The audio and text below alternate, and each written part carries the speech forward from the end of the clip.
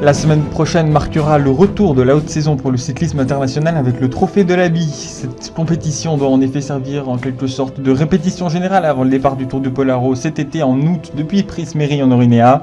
Les poids lourds du cyclisme international auront rendez-vous à Waltembourg le 15 juillet prochain pour une étape unique qui couvrira l'intégralité de cette journée en formant une grande boucle dans le nord-ouest du Polaro.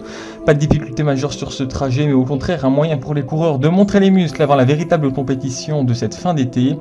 Pour les membres de GC, c'est également l'occasion de prendre part à la compétition en participant au concours d'images organisé pour décider le classement final de cette étape.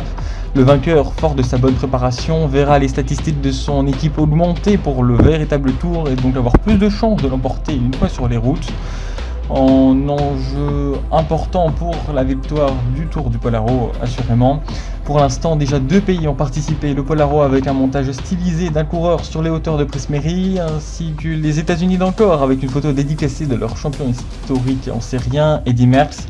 Vous avez encore jusqu'à dimanche pour participer.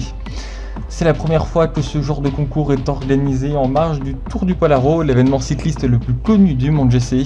C'est Bertrand Delaby, le fils de l'illustre Vincent Delaby, qui a proposé l'idée à la société organisatrice du Tour et qui a validé le projet ainsi que le nom pour rendre hommage à l'un des plus grands cyclistes et un des plus marquants que le monde GC ait connu. En effet, Vincent Delaby a marqué le Tour du Polaro avec ses 7 victoires de 1960 et 1967, à l'exception de l'année 64, où sa carrière aurait bien pu s'arrêter net. Alors qu'il participait au Tour du Polaro dès cette année, une chute en pleine étape de montagne avait mis fin pour lui à la compétition de 1964 avec une fracture des 2 bras et d'une jambe.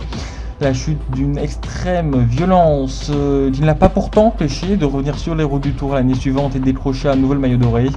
Cet enfant laissé orphelin par le régime fasciste d'Antoine de Crome dans les années 1950 est devenu une légende à son époque et sa mort à cause d'un entre guillemets banal accident de la route alors qu'il s'entraînait et qu'il n'avait que seulement 29 ans a définitivement inscrit Vincent Delaby dans la légende du sport et plus largement dans la mémoire collective de tout un peuple et du cyclisme.